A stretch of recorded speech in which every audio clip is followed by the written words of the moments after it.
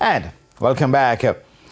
Football first up, former Reggae Girlz head coach Charles Edwards believes the prospective replacements for Lorne Donaldson as head coach of the senior Reggae Girlz will be guarded given the way the Jamaica Football Federation dealt with the outgoing coach. Christopher Scott reports.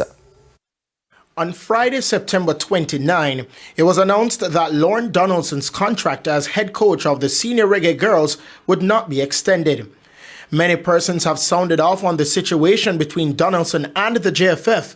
One such person is former Reggae Girlz head coach Charlie Edwards.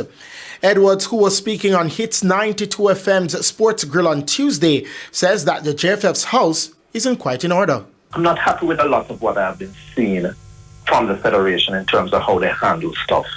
And it's very chaotic and confusing. And the conflict, I don't like the conflict. The conflict can sap your energy. It can lead you in a position where you're very confused and weakened because you have to be dealing with the baggages on the left side and the baggages on the right side. I don't like that. And although he says he doesn't have the requirements for the position, he's not eager to take up the mantle. I like to coach in an environment where it's stable and progressive.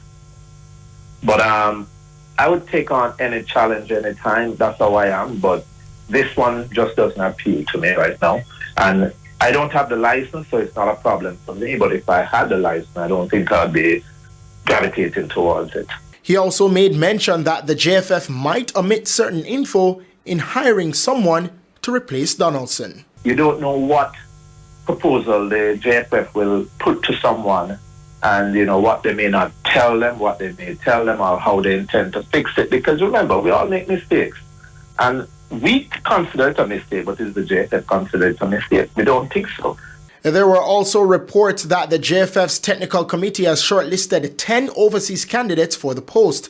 However, when contacted by TVJ Sports via telephone, chairman of the technical committee, Rudolph Speed, who was in Martinique, declined to comment on Wednesday. Christopher Scott, TVJ Sports.